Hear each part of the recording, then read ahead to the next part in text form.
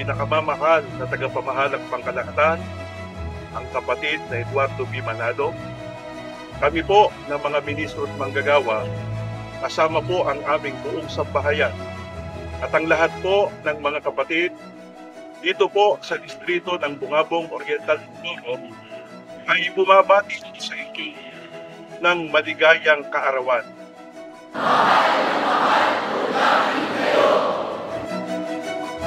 Mahal